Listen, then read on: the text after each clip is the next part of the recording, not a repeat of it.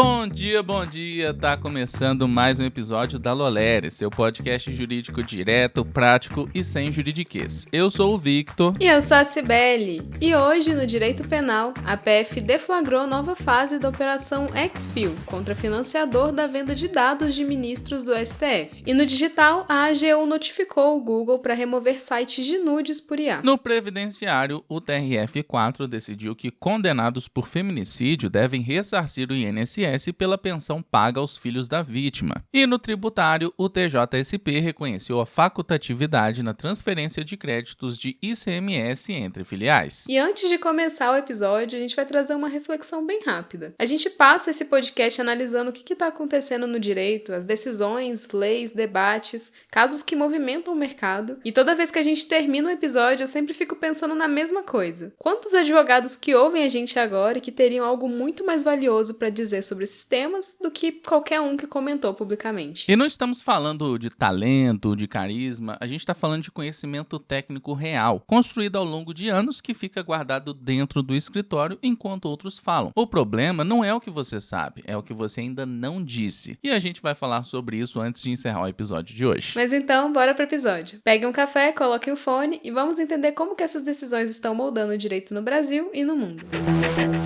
E vamos começar com o direito penal. A Polícia Federal deflagrou nova fase da Operação Exfil, que investiga a venda ilícita de dados fiscais de ministros do Supremo e outras autoridades. O alvo é o empresário Marcelo Conde, acusado de financiar o esquema. Por ordem do ministro Alexandre de Moraes, foram expedidos mandados de prisão preventiva e busca e apreensão, além da quebra de sigilos telemáticos. Juridicamente, a PF aponta que o empresário pagava em espécie para obter informações sigilosas acessadas ilegalmente por servidores da Receita e do COAF. No total, o esquema teria violado o sigilo de mais de 1.800 pessoas. As medidas contaram com o aval da PGR e visam desarticular a rede de servidores e intermediários envolvidos na comercialização dos dados. Vale lembrar que a primeira fase da operação já havia atingido auditores do fisco em fevereiro. Os investigados cumprem cautelares rigorosas, como o uso de tornozeleira eletrônica e afastamento das funções públicas. A defesa de Conde informou que ainda não teve acesso à íntegra da decisão. O processo agora avança para a perícia nos dispositivos apreendidos, buscando identificar se os dados foram usados para outros crimes e se existem novos financiadores por trás da rede que operava dentro dos órgãos de controle.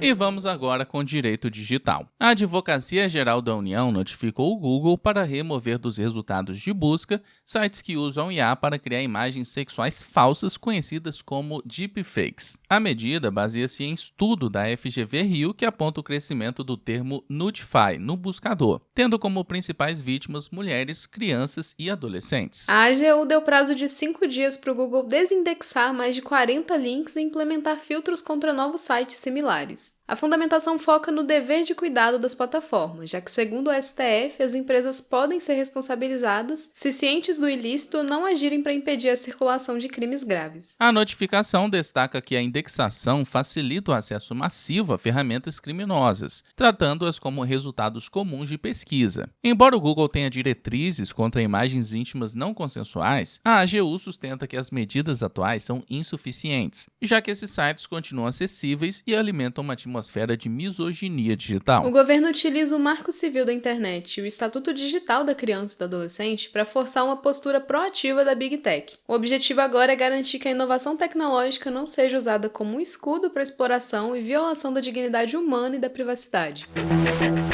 E vamos com previdenciário e civil. O Tribunal Regional Federal da 4ª Região decidiu que um homem condenado por feminicídio deve ressarcir o INSS pelas despesas com a pensão por morte paga aos filhos da vítima. O caso ocorreu no Paraná e obriga o agressor a devolver os valores já pagos, além de arcar com as parcelas futuras até que os dependentes completem 21 anos. Essa decisão se baseia em uma lei de 2019 que autoriza o ressarcimento ao INSS em casos de violência doméstica. O tribunal rejeitou o argumento da defesa de que a cobrança seria uma dupla penalidade, entendendo que a responsabilidade civil do criminoso é independente da sua condenação na esfera penal. Os desembargadores destacaram que o crime antecipou a concessão do benefício, gerando um custo direto ao sistema público. A medida também garante que o agressor não se beneficie da situação, já que ele fica impedido de representar os filhos para o recebimento dos valores ou de ter qualquer direito sobre a pensão. A sentença reforça que quem causa o pagamento de benefícios por atos ilícitos deve recompor os cofres públicos.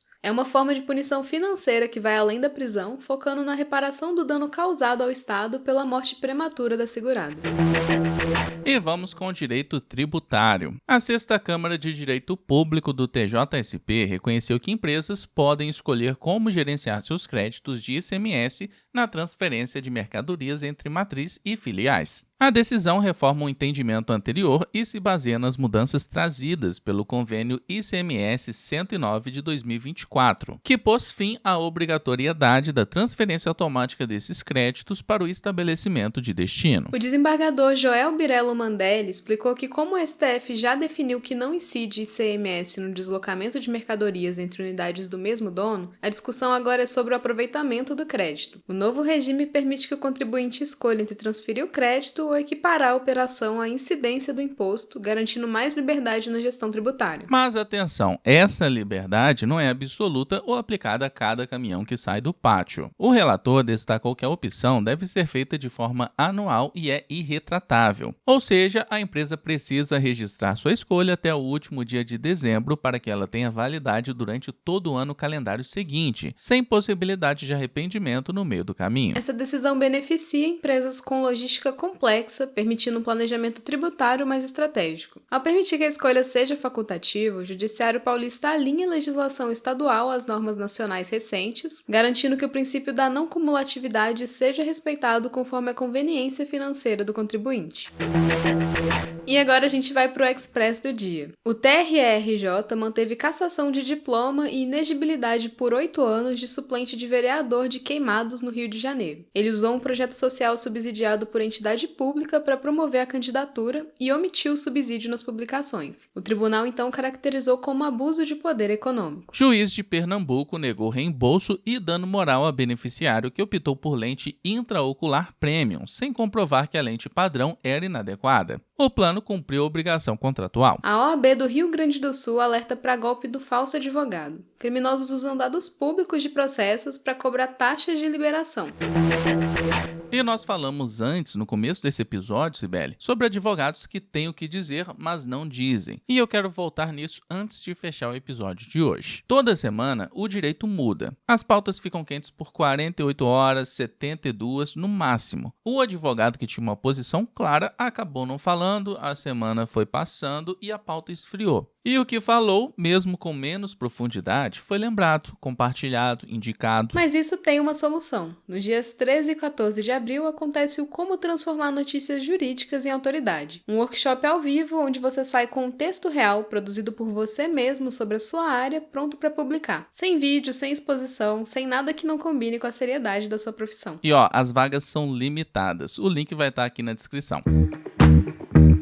Mas então é isso, a gente vai chegando agora ao fim da edição e muito obrigada por ter ficado até aqui. Eu quero agradecer a todo mundo que comentou na edição passada e bateu ponto aqui com a gente. A Natana, Dri, Dayana, Suzana, Lucas, Ellen, Tatiene, Marcos, Rafael, Bela, Luciane, Lilian, Guilherme, Mariana, Shirley Gomes, Rafaela, Luiz, Felipe Calou e Laribos. Muito obrigado a todos que comentaram. E não esquece de seguir a gente no seu agregador de podcast favorito, ativar as notificações e avaliar com 5 estrelas. Aproveita para se inscrever na nossa newsletter jurídica. Ela é gratuita e o link está aqui na descrição. Compartilha também esse episódio lá nos seus stories e marca a gente no @lo.lere. Então é isso, se cuida, bom estudo e bom trabalho por aí.